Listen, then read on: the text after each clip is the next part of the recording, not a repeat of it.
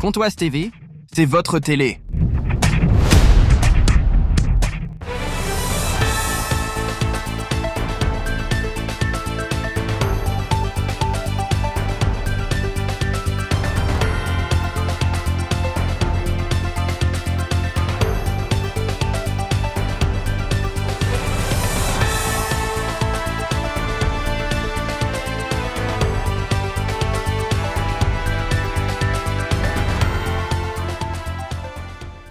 Oui, à partir du moment où on ne gagne pas, j'en attends toujours un petit peu plus. Donc j'espère que ce petit peu plus, ça nous permettra justement d'aller chercher 3 points. Après, alors, je persiste et je signe, même si on n'a pas gagné. Parce que vous vous doutez bien que j'ai travaillé dessus. Contre Nîmes, on a fait un vrai bon match de football. On a été conquérant, on a su animer les côtés, on était capable de produire du jeu direct, on s'est créé des occasions. On a malheureusement marqué qu'un seul but. Et c'est tout ce qu'il a manqué. On a pêché sur la finition. Voilà. Aussi parfois sur la dernière passe, mais aussi sur la finition. On a 2 grosses occasions de 2-1. Celle d'Armand de la tête et celle de Diego sur la passe de l'extérieur de Geoffrey. Là. D'ailleurs, c'est très bien joué ce qu'il fait. Voilà, c'est tout, c'est comme ça.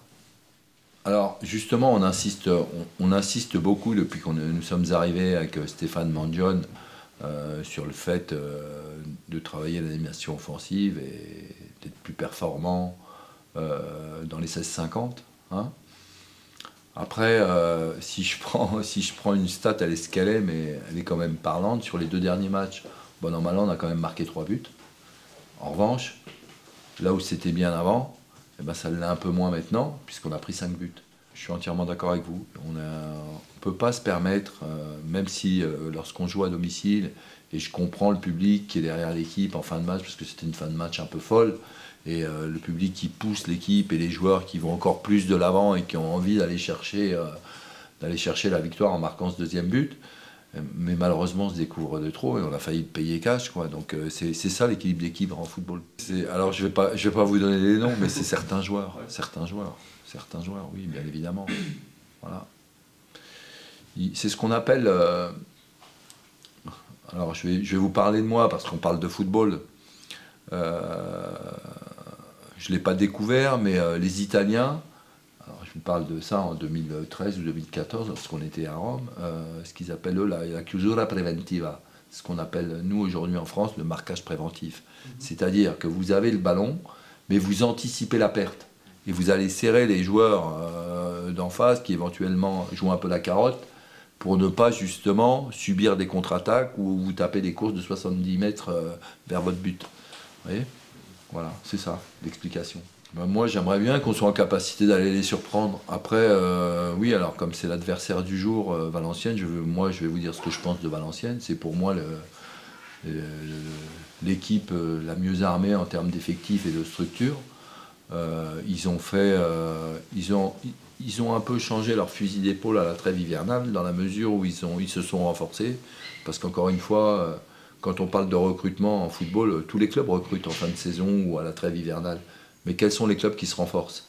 Vous voyez, il y a une vraie différence entre recruter et se renforcer.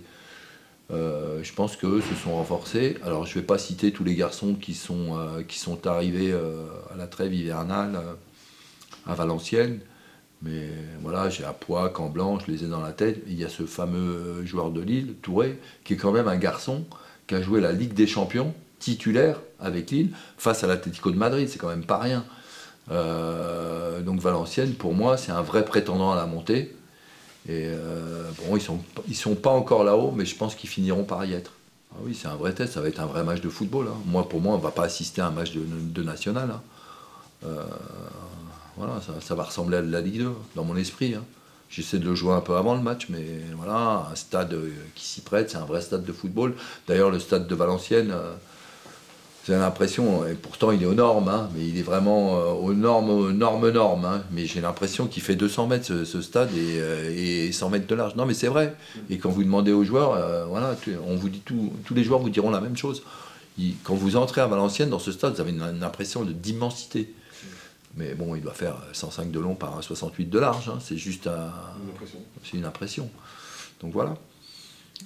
Et donc je vous disais, avec du monde, un vrai stade de football, avec 2 bonnes équipes dessus, voilà, on devrait avoir à faire un bon match de football, je pense. Bah, écoutez, si je prends le match de Nîmes, il était ouvert quand même, non? Oui. Bon, c'était un spectacle quand même. Parce que c'est vrai que le football, ça doit être avant tout un spectacle aussi. Et moi, je pense qu'il sera ouvert par moments et fermé dans d'autres moments. Comment ça se dessine? Oui, pardon, je vous ai coupé, excusez-moi, mais ça commence à se dessiner, mais très franchement, vous avez vu, quand je suis arrivé, j'avais une liste avec moi, je ne voulais pas énumérer, mais ce qui m'est arrivé depuis que je suis, enfin pas qu'à moi d'ailleurs, à tous les gens qui travaillent avec moi, le staff, et puis les joueurs et les dirigeants, on est tous ensemble. Je dis, mais c'est incroyable, ça va s'arrêter quand? Donc voilà, par exemple là, Valenciennes, alors c'est le lot aussi de toutes les équipes, mais on a Corentin qui est suspendu, voilà, par exemple. Mais il n'y a pas que ça, il n'y a pas que les cartons, hein, les blessures surtout. Ouais. Non, mais les blessures, attendez, les blessures c'est terrible quoi. Nassim Ouamou, ça a quand même été le jour du match. Hein. Nassim Ouamou, c'est pas 2-3 jours avant, hein. Nassim Ouamou, c'est le matin du match. Hein. Il a été positif au testing. Il est arrivé en disant bah, j'ai mal derrière la cuisse. Testing des kinés, du doc, bing. Non, bah tu l'as pas. Et c'est pas rien quand même. Hein. Donc à un moment donné, vous dites est-ce que je dois changer de système? On est le jour du match hein, quand même. Hein. Oui, mais plein de petites choses comme ça. Je vais pas toutes vous les raconter, mais c'est incroyable ce qui m'est arrivé. Mais attention, je suis pas en train d'essayer de sortir le parapluie, hein, qu'on soit bien d'accord. Hein. C'est juste pour parler, quoi. Je dis les choses. De toute façon, ma communication, c'est celle-ci. Je dis les choses. Ah ben, voilà, Mathieu, voilà, par exemple, Mathieu aussi. Ouais. Voilà, Mathieu aussi. Mais fou, il y en a. Puis il n'y a pas que Mathieu, il y a Alex aussi, Alex Pierre. Ouais. Qui a mal au bras aussi. Vous aurez regardé un peu, non? Bah, sinon, moi, je vais jouer dans les buts, c'est pas grave. Moi, j'espère que pour nous, ça se jouera avant la fin, quoi, parce que franchement, on a quand même une équipe pour se sortir la tête de l'eau bien avant la fin, quand même. Moi, je me dis, vous savez ce que je me dis? Je vais vous dire, je vais vous livrer ce que je me dis. Qu'à un moment donné, tout ça, là, ça va finir par s'arrêter, et puis qu'on va faire une série sur les derniers matchs. Voilà ce que je me dis. Alors ça peut être, j'en sais rien, ça peut être 5, 6, 7 matchs, on va savoir. Ah, mais bien sûr que ça doit déclencher quelque chose. Quand je dis, ils ont fait ce que je leur avais demandé, autant en termes d'état d'esprit, ouais, parce qu'en termes d'état d'esprit, oui, j'en ai pas parlé, mais j'aurais dû commencer par ça. L'état d'esprit, il était là contre Nîmes. Et puis après, il y avait le reste, le jeu, au niveau du jeu, ce qu'on a mis en place depuis que nous sommes arrivés.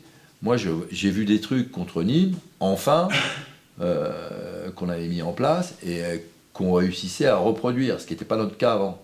Donc voilà, après, là où je suis resté sur ma fin, mais on en a parlé avant, c'est sur le plan défensif, notamment à la perte, quoi. On ne peut pas se permettre de concéder des occasions comme celle-ci, qui aurait pu nous faire perdre le match, quoi. Parce qu'on ne méritait pas de perdre contre Nîmes, je suis désolé.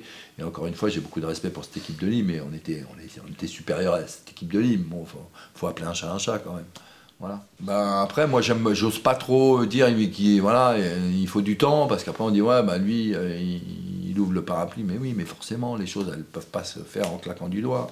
Et alors après, quand vous me dites certainement l'équipe la plus faible du championnat, bon, j'en sais rien, mais est-ce que c'est aussi parce qu'on a mis tous les ingrédients qui ont fait que ils ont eu du mal à jouer quoi, face à nous. À part défendre, ils n'ont pas fait grand-chose. Si, ils ont eu, et encore, les contres qu'ils ont, mais bon, enfin bref. Kevin, il est... bon, déjà, c'était avant que j'arrive. Hein. Déjà, je crois qu'il avait des gros soucis avant que j'arrive. C'est pas le Kevin Augas de la saison dernière qui avait mis, je crois, 10 buts ou je sais plus. Voilà, c'est tout. Là, il a été malade toute la semaine. Donc, voilà, je pense que... Ouais, c'est pas simple. Moi, j'essaie de mettre sur le terrain les joueurs les plus performants. Voilà. Je pense qu'aujourd'hui, Kevin, il ne fait pas partie de cela, depuis que je suis arrivé. Mais c'est pas pour autant que je l'ai exclu. Hein. Mais là, il était malade depuis la semaine dernière, il a eu une gastro, donc voilà. Ben, c'est ça, et c'est exactement ça. On ne peut pas se permettre, on n'est pas dans une situation où on peut se permettre de rechuter. Donc, même grappiller, quoi. Voilà, ce qui serait bien, c'est allez, bing, c'est reparti, et puis on se remet à gagner, on se remet à bien jouer, on continue de bien jouer et en gagnant les matchs. Voilà. Ben, ça ne joue pas grand-chose, mais on a encore une infirmerie bien remplie. Voilà, et le problème, il est là, malheureusement. Ouais, ce sera peut-être un peu différent. Voilà. Ce sera peut-être aussi. Moi, je vous ai dit, l'adversaire, pour moi, c'est, encore une fois, c'est certainement la meilleure équipe pour moi, c'est la meilleure équipe du championnat. Donc, mais pour nous, ça va être un vrai test, justement. Moi, je préfère aller jouer des matchs comme ça que... Voilà. Donc, on est parti pour une petite expédition de 15 heures de bus, aller-retour. Voilà. C'est le lot du championnat national. Hein. On est habitué à ça. J'ai connu ça avec Nîmes la saison dernière. C'est vrai que c'est pas simple. Mais bon, c'est comme ça, hein. C'est partie du truc. Toutes les équipes font ça. Bah, écoutez, la réponse, elle est toute faite, hein, elle est toute simple. Hein. Ça fait partie de mon travail, ça. Donc, c'est à moi d'être la locomotive, quoi, par rapport à tout ça. Mais moi, je veille, croyez-moi, je veille au grain. Il est hors de question qu'il y en ait un qui dise oh, ben, je baisse les bras parce qu'on ne peut plus monter. Non. Chaque match de football est important quand on est professionnel. Voilà. Que ce soit pour un joueur ou pour un entraîneur.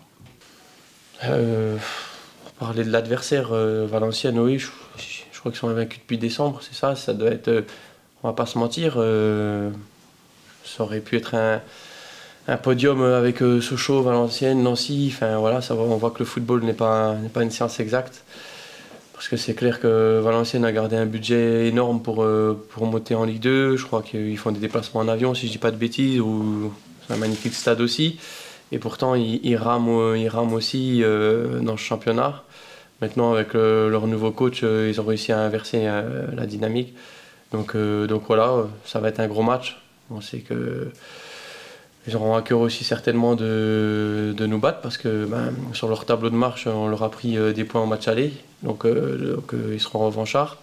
Maintenant, pour parler de nous, on est dans une situation compliquée, hein, on va pas se mentir. Hein. Quand je vous avais dit à l'époque on jouait le maintien, je pense avoir une légitimité ou une petite carrière derrière moi pour savoir de quoi je parle.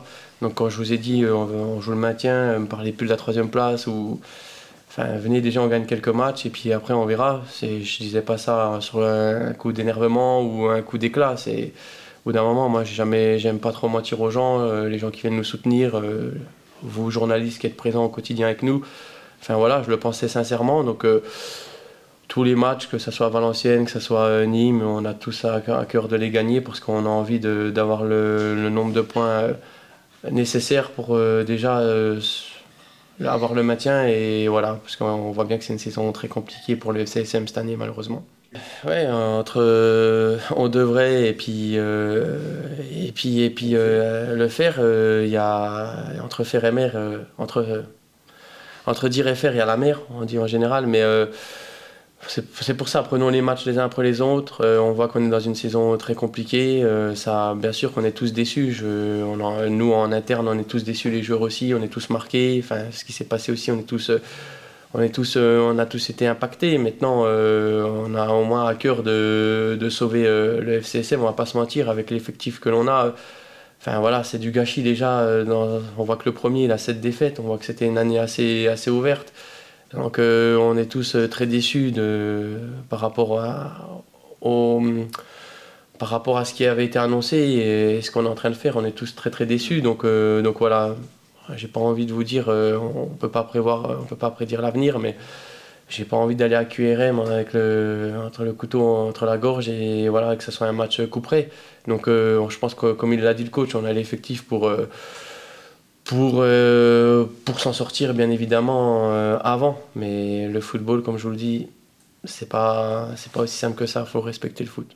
Et voilà, le match de Nîmes, après on parle du match de Nîmes, mais Nîmes pendant 45 minutes nous a attendus, donc forcément on a essayé de se créer des situations, on s'est créé des situations, mais le gardien de Nîmes n'a pas fait non plus de multitude d'arrêts, on a été dans la continuité de ce qu'on faisait à part le match à Nancy, puis peut-être le match à Orléans où voilà, mais le reste des matchs, je reprends Boulogne ici, je reprends Châteauroux ici, je reprends Villefranche ici, je reprends les matchs que vous voulez.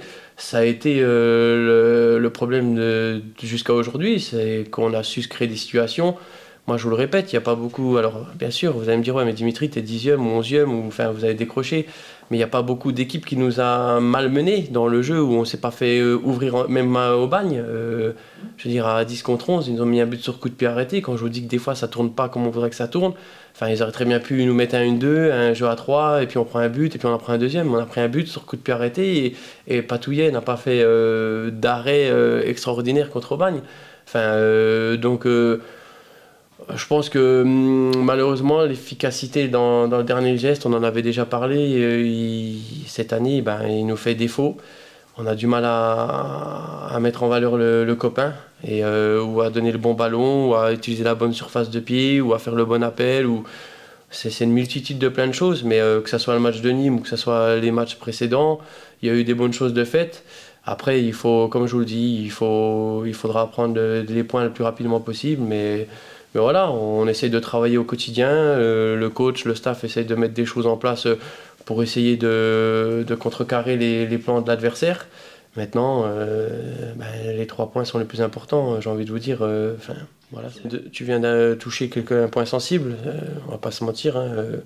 J'ai joué des saisons, j'ai joué le maintien, mais quand tu es amené depuis le départ à jouer le maintien, c'est différent que quand tu es amené à jouer quelque chose où tu te prépares à... Je l'ai vécu, parce que je l'ai vécu dans l'ancien club où j'étais, où les premières années, on a été amené à jouer le maintien. Donc jusqu'au bout, tout le monde était dans ce truc-là, parce qu'on était préparés, on était mentalement, psychologiquement, on était préparés à jouer ce maintien. Et la saison où j'ai fini 6e de Ligue 1, l'année qui est repartie, malheureusement, ça n'est pas reparti comme on le souhaitait.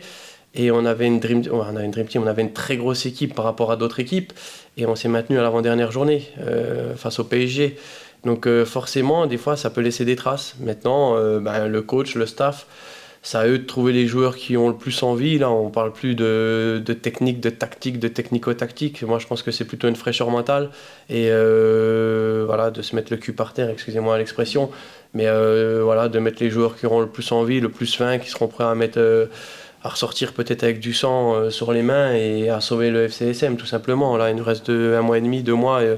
Voilà. C'est ça le plus important. Ouais, oui, bien évidemment. J'ai 37 ans, je me rapproche de la fin de ma carrière, j'ai jamais vécu de descente. Forcément, dans un coin de ma tête, quand tu signes au FCSM, c'est pour remonter en Ligue 2. En jouant devant 10 000 personnes tous les week-ends à Bonal, se dire qu'il n'y a pas beaucoup d'équipes qui t'a tourné, ou voilà, c'est un championnat difficile. Quand je vous disais qu'il faut respecter le football, peut-être que voilà, c'est compliqué. Bien sûr que je suis impacté, moi le premier, par rapport à certaines choses qui se sont passées. Maintenant, il faut passer outre. J'ai envie de bien faire. J'ai toujours été un compétiteur, on le voit bien. Je n'ai pas lâché, hein, mais vous voyez bien, je tacle, je m'arrache. Mais c'est sûr que prendre peut-être un peu de recul sur la situation et ne pas oublier que je suis en national et que parfois, voilà, s'il y a une mauvaise passe, s'il n'y a pas ce que je souhaiterais, ou prendre un peu de recul et écoute, Dim. Vous savez, c'est marrant parce que je suis rentré chez moi, mon épouse ou mes parents, me suivent depuis que je suis petit. Et quand les proches de ta famille disent « Mais Dimitri, qu'est-ce que tu nous fais? T'as 37 ans, prends du plaisir sur le terrain, on te voit, tu brailles, tu cries, tu t'énerves, si, ça. Mais t'es en national, garçon. S'il y a une mauvaise passe, si on te voit pas, si tu fais pas une bonne passe, si tu rates une passe, tranquille, prends du plaisir, éclate-toi sur le terrain. Et puis ça va revenir. » Enfin, c'est touchant. Parce que j'ai jamais été un tricheur, mais après, ce qui prouve que je sois en Ligue 1, que je sois en Ligue 2 à Bastia, que je sois en National, j'ai toujours été quelqu'un d'intègre, de sincère, de franc, d'affectif. Et donc, je prends les trucs à cœur, et peut-être qu'il faudrait des fois que je prenne peut-être un petit peu de recul, et voilà, sans pour autant lâcher. Mais oui, après, quand je vous le dis, il faut toujours regarder ce qui se fait au plus haut niveau. Moi, je prends le PSG d'aujourd'hui. Des fois, à Paris, l'année dernière, tu les regardais sans... Luis Enrique venait d'arriver, tu t'endormais devant les matchs, ça tu te faisais chier, et pourtant tu avais des stars. Et il a fait le travail qu'il avait envie de faire, on lui a laissé faire le job qu'on avait envie de lui laisser faire. Et aujourd'hui, tu regardes le PSG jouer, c'est le Père Noël, quoi. Je veux dire, tu t'éclates devant le match, je veux dire, c'est merveilleux. Donc Samy, il fallait peut-être lui laisser un peu de temps, et il a eu sa blessure. Elson, c'est la surprise de cette saison. Va falloir... Le plus dur dans le football après, c'est de confirmer, c'est ce que je dis aux jeunes. C'est Thierry Henry qui disait ça quand j'étais un peu plus jeune. faire une bonne saison, je peux prendre un joueur sans dénigrer encore une fois, un joueur de DH, de R1 qui va venir jouer avec nous quelques matchs, il va être bon, il va se donner, il n'y a pas de problème. Mais est-ce qu'il va pouvoir confirmer sur 2 ans, sur 3 ans à ce niveau-là? Donc Essone, moi je pense qu'il a une belle carrière devant lui, en travaillant, en écoutant, il a le potentiel pour faire quelque chose de bien. Et Samy, s'il a été dans l'équipe type de nationale l'année dernière et qu'il a raté la montée d'1 point, c'est pas un hasard non plus. Il a fait 37 sur 38 l'année dernière ou 36, enfin il a joué toute la saison pleine à Niort. Voilà, comme je le répète, c'est une saison un peu délicate, on n'a pas pu enchaîner 2 fois avec la même équipe, alors on va pas se plaindre, mais il faut s'en sortir, on va trouver les leviers positifs pour s'en sortir, mais on n'a pas eu l'opportunité aussi de pouvoir enchaîner 2-3 fois avec un même milieu de terrain, 2-3 fois avec une même équipe. Enfin, vous savez, le football, il faut laisser le temps au temps aussi parfois, il faut pas, c'est pas on jette une pièce en l'air, on met les meilleurs noms sur le terrain et ça marche. Enfin, ça peut marcher, mais des fois, c'est pas comme ça le foot, il faut respecter le football. Bah, déjà, la priorité, c'est de sauver le FCSM. C'est de maintenir le club. Comme je vous l'ai dit, venez, on gagne des matchs parce que, attention, ça peut devenir dangereux. Là, on va à Valenciennes, ça va pas être facile. On va aller avec nos forces, on va aller jouer le match qu'on doit faire pour gagner le match. Et on fera le point de tout ça à la fin de saison. Mais il faut impérativement, moi en tant que franc-comtois, laisser le FCSM, rebâtir un bon socle, un bon vivier, et puis que le FCSM retrouve la Ligue 2. Mais voilà, il faut du travail et il faut s'appuyer sur un socle et puis ne pas changer, voilà, et tout simplement. Après, sinon, ça serait trop simple. Hein. Ah bah bien évidemment, je pense que vous l'avez vu encore contre Nîmes, je suis le premier à mettre le cul par terre, à tacler, m'arracher. Si j'avais plus la flamme, vous savez, à Bastia, j'ai pas triché, je suis allé voir le président.